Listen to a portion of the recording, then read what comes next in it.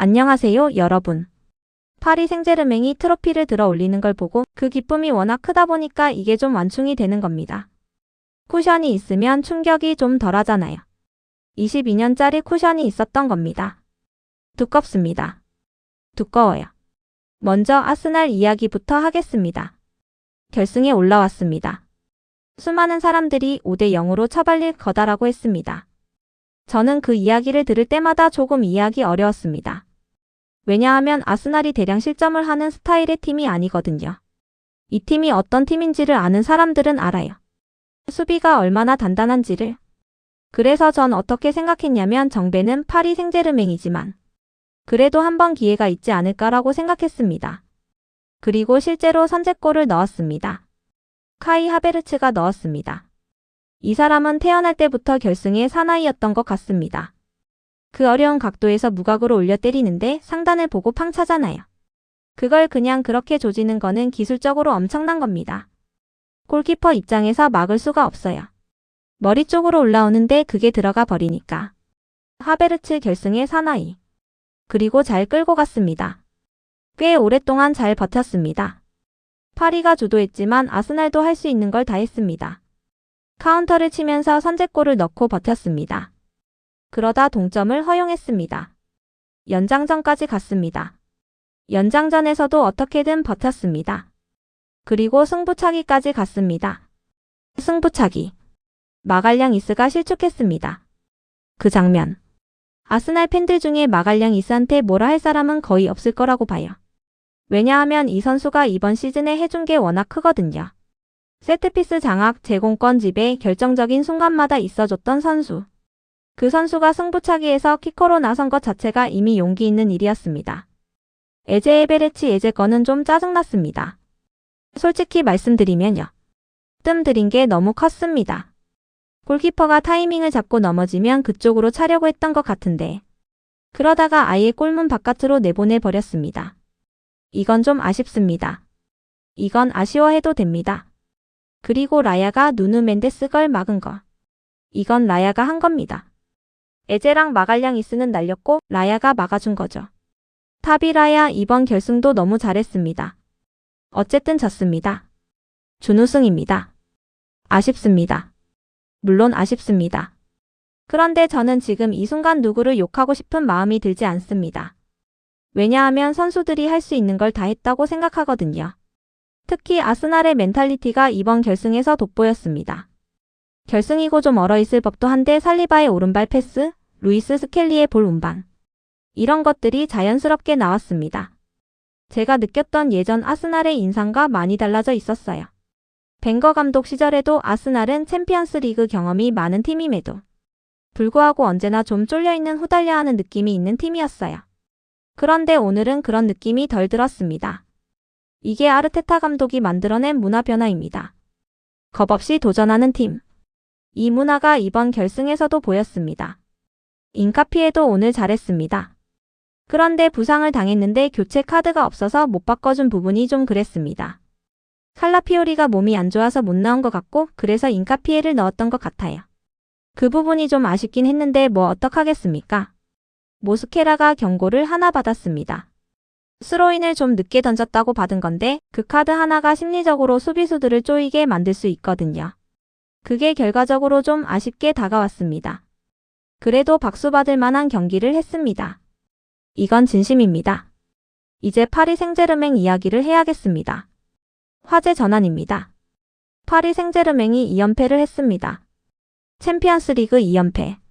이게 얼마나 대단한 일인지를 알려면 이 리그 역사에서 2연패 이상 한 팀들이 몇이나 되는지를 보면 됩니다.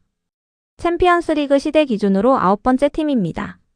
레알 마드리드가 1950년대에 디 스테파노를 앞세워 5연패, 그리고 지단 시절에 3연패. 그게 역사에 남아있는 위대한 기록들인데 파리가 그 반열에 이름을 올렸습니다. 프랑스 클럽 최초의 챔피언스 리그 2연패. 이것도 기록입니다. 그리고 이번 시즌 챔피언스 리그에서 45골을 넣었습니다. 바르셀로나가 1999-2000 시즌에 45골을 넣었던 기록과 타이를 이루게 됐습니다. 1999-2000이면 히바우드가 있을 때죠. 와, 그 시절 바르셀로나. 거기랑 타이를 이룬 겁니다. 루이스 엘리케 감독도 기록을 세웠습니다. 스페인 국적 감독으로서 비알론가 이후 처음으로 유러피언 컵 챔피언스 리그 결승 2연패를 달성했습니다. 비알론가는 레알 마드리드를 1955년부터 57년까지 이끌었던 감독이에요. 그 시절 감독이랑 이름이 나란히 서게 됐습니다. 그리고 루이스 엘리케 개인 통산 3번째 챔피언스 리그 우승입니다. 2번이 트래블이에요. 바르셀로나 때 트래블, 파리 생제르맹 때 트래블. 이분 진짜 정상에서 정상을 달리는 분입니다. 오늘 경기에서 루이스 엘리케 감독 얼굴이 참 인상적이었습니다. 볼이 이렇게 빨개요. 진짜 연지곤지처럼. 왜 이렇게 볼이 빨간가 했는데 긴장과 흥분으로 달아올랐던 거겠죠. 그리고 리액션이 크십니다. 귀엽습니다. 개인적으로 만취하신 아버님 보는 느낌이 좀 들었어요. 그분 따뜻하게 느껴지더라고요. 선수 기록 이야기를 해보겠습니다. 흡이차 크바라츠헬리아입니다. 이번 챔피언스 리그에서 16개의 공격 포인트를 기록해서 케인 은바페와 함께 공동 최다였습니다. 그리고 토너먼트에서 7경기 연속 공격 포인트 기록. 오늘 경기에서는 스탯이 안 나왔습니다. 아스날 수비에 많이 막혔어요. 모스케라와 협력 수비를 통해서 아스날이 잘 막았다고 생각했는데 딱 그 순간에 PK를 만들어낸 것이 크바라입니다. 스탯만 없었을 뿐이지 결정적인 순간은 이 선수 발끝에서 나왔습니다. 이번 시즌 챔피언스 리그 10골. 이브라이모비치의 파리 생제르맹 단일 시즌 챔피언스 리그 득점 기록과 동률을 이루게 됐습니다. 이브라이모비치. 그거인 같은 선수의 기록과 나란히 섰습니다. 비티냐. 이 선수 이야기를 안 할 수가 없습니다. 이번 시즌 챔피언스 리그 성공 패스에서 단일 시즌 대회 신기록을 세웠습니다. 사비의 기록을 넘었습니다. 사비. 바르셀로나 황금기를 이끌었던 그 패스머신의 기록을 비티냐가 넘었습니다. 그리고 파리의 최근 2시즌 챔피언스 리그 토너먼트 18경기에 모두 선발 출전했습니다. 18경기. 다 나왔습니다. 체력이 어떻게 된 거냐. 이게 말이 안 됩니다. 이 선수가 코어입니다. 파리 생제르맹의 2번의 챔피언스 리그 우승에서 없어서는 안 될 선수. 오늘 경기에서 경련이 일어나서 교체됐는데 본인은 또 뛰고 싶었는지 화가 났더라고요. 본인이 화가 날 만합니다. 결승인데 나가고 싶겠죠. 지금 유럽에서 가장 잘하는 미드필더가 누구냐고 물으면 저는 3명이 먼저 생각납니다. 라이스, 페드리 그리고 비티냐. 이 3명이 제일 먼저 떠오릅니다. 챔피언스 리그 못 나와서 그렇지 브루노 페르난데스 같은 선수도 여기에 들어갈 수 있겠죠. 사포노프 이야기도 해야겠습니다. 원래 파리 생제르맹은 슈발리에를 내세우려고 했었습니다. 그런데 돈나룸마가 나갔을 때 후임 골키퍼 자리가 쉽지 않았어요. 사포노프가 선발로 나서면서 어떨지 걱정이 있었습니다. 돈나룸마가 가지고 있는 토너먼트에서의 아우라가 워낙 대단하니까요. 그런데 사포노프가 기량으로 계속 증명을 해냈습니다. 이 시즌 내내. 그리고 오늘 결승에서도 잘 해줬습니다. 파리 생제르맹으로서는 사포노프의 발견이 이번 시즌의 큰 성과 중 하나입니다. 파리 생제르맹이 어떤 팀인지를 이번 경기에서 다시 느꼈습니다. 빌드업할 때 파비안 루이스가 내려와서 변형 103을 만들고 누누 멘데스는 왼쪽 하프 스페이스로 뛰어들고 크바라는 왼쪽 측면을 계속 드리블로 넓혀주고 상대가 크바라를 따라가면 오른쪽 공간이 열리고 거기에 덴벨레나 두에가 침투하고 그러면 비티냐와 파비안 루이스, 네베스는 반대쪽으로 이동해서 균형을 맞추고 이게 얼마나 많은 훈련이 되어 있는 건지 그냥 탁탁 자동으로 이루어집니다. 생각하면서 하는 게 아니에요. 몸이 기억하는 겁니다. 이게 축구 선수들이 말하는 자동화된 움직임인데 파리 생제르맹 전체가 이게 되어 있습니다. 이것을 막은 아스날도 대단합니다.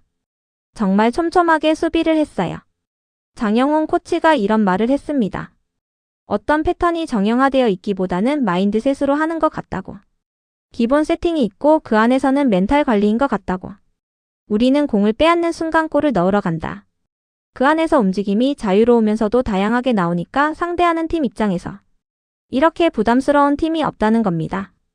이게 현대 축구의 미래 모습이라는 거죠. 2연패를 달성한 파리 생제르맹. 이 팀이 어떻게 여기까지 왔는지를 생각해봐야 합니다. 거대 자본이 들어왔을 때, 오일머니가 들어왔을 때 유럽 축구 팬들의 반응이 어떠했습니까? 너네 뭔데? 라는 시선이 있었습니다. 챔피언스 리그를 못 따내면 아무리 리그를 지배해도 인정받기 어려웠습니다. 첼시도 그랬어요. 무리뉴가 압도적인 시즌을 보내고 나서도 인정을 못 받다가 로베르토 디 마테오가 챔피언스 리그 우승을 하면서 일거에 해소했습니다. 맨체스터 시티도 펩이 그렇게 압도적인 전적을 보여줬는데도 챔스는 없잖아 소리를 들었다가 트래블로 챔스를 따내면서 그 논란을 잠재웠습니다. 파리도 마찬가지였습니다.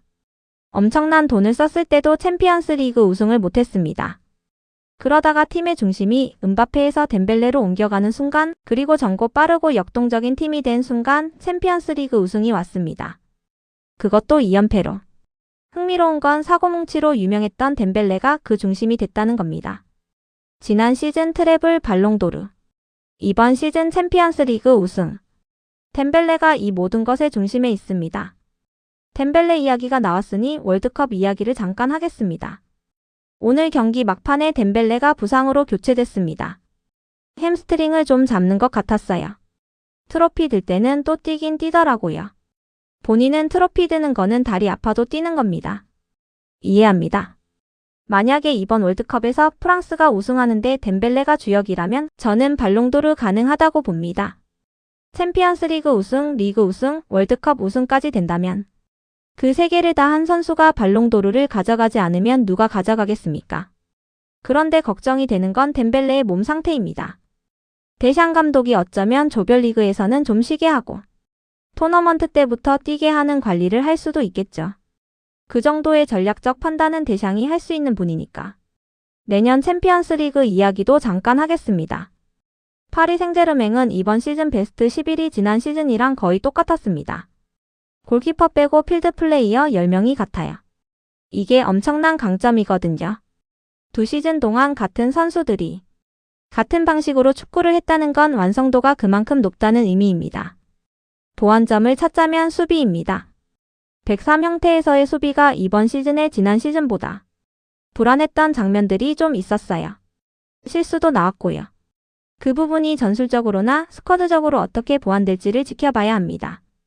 내년에도 파리 생제르맹은 강력한 챔피언스 리그 우승 후보일 겁니다. 이 팀은 계속 강할 것 같습니다. 아스날 이야기로 돌아오겠습니다. 마무리를 해야 하니까요. 리그를 우승했습니다. 22년 만에. 그것도 3연중 끝에 이루어낸 우승. 팬들이 얼마나 기다렸겠습니까? 그 기쁨이 얼마나 컸겠습니까? 그 기쁨을 보고 챔피언스 리그 결승에서 준우승한 것이니까 전체적으로 보면 이 시즌은 아스날에게 엄청난 시즌이었습니다. 아쉽습니다. 당연히 아쉽습니다. 결승까지 가서 준우승하는데 안 아쉬운 사람이 어디 있습니까? 그런데 우승을 자주 하던 팀도 아니고 22년 만에 한 번 했고 챔피언스 리그 결승까지 갔으니 그 아쉬움이 완전히 압도하지는 않습니다. 그리고 저는 이런 생각도 합니다. 내년에 또 결승 갈 수 있지 않을까. 이런 팀이 됐거든요. 8강, 4강 결승. 이 순서로 올라온 팀이잖아요. 내년에는 우승이 되는 거 아닌가. 만약에 또 20년이 걸린다면 그때 저는 환갑입니다. 방송을 안 하고 있겠죠. 그 전에 결승을 다시 갔으면 합니다. 내년에 만약 결승을 가면 라이브를 다른 사람에게 맡기고 현장에 가겠습니다. 아스날 챔피언스 리그 경기를 직접 본 적이 없습니다. 이번 시즌도 못 봤거든요. 내년에 결승을 가면 꼭 현장에서 보겠습니다. 내일 런던으로 돌아오면 퍼레이드가 있다고 합니다. 팬들이 거리에 나와서 선수들을 맞이하고 위로하는 자리. 그거 보면서 아마 많은 분들이 울 것 같습니다. 아스날 팬들이 선수들에게 박수 치는 거 보면 저도 비슷한 마음일 것 같아요. 너무 아쉽지만 어쨌든 리그 우승 한 팀이고 22년 만에 갑자기 한 게 아니라 3연중 끝에 이루어낸 우승이니까. 크론케 조시 크론케가 마지막에 표정이 좋지 않더라고요. 그거 보고 이제 왔습니다. 돈 더 쓰겠다는 신호입니다. 아주 좋습니다. 더 씁시다. 모건 깁스하이트도 사고 바르콜라도 엄청 빠르던데 바르콜라도 사고 마르티넬리 대신에 누구 구해오고. 이런 느낌으로 다음 시즌을 기대해 봐야죠. 그리고 지금 이 순간 가장 웃고 있는 쪽은 리버풀일 수 있습니다. 리버풀 팬들 입장에서는 아스날이 챔피언스 리그 결승에서 지는 게 어찌됐든 기분 나쁘지는 않잖아요. 챔피언스 리그 우승만 6번인 팀이 리버풀이니까. 뭐 너네 알아서 하시고 그냥 즐겁습니다. 이런 느낌이겠죠. 마지막으로 파리 생제르맹과 아스날. 두 팀 모두에게 박수를 보냅니다. 파리는 2연패라는 놀라운 기록을 세웠고 현대 축구의 교본 같은 팀이 됐습니다. 루이스 엘리케 감독이 만들어낸 이 팀의 스타일은 앞으로도 오랫동안 많은 팀들의 참고서가 될 것입니다. 아스날은 결승까지 올라와 싸울 수 있는 팀이 됐다는 것을 증명했습니다. 이게 진짜 중요한 겁니다. 한 번 결승 가는 게 아니라 매년 이 자리를 노릴 수 있는 팀이 됐습니다. 극한의 도전을 한 사람에게는 다음에 또 다른 기회가 옵니다. 저는 아스날에게 그 기회가 올 거라고 믿습니다. 오늘 영상은 여기까지입니다. 저도 이제 들어가겠습니다. 구독과 좋아요, 알림 설정 부탁드립니다. 다음에 뵙겠습니다. 고맙습니다.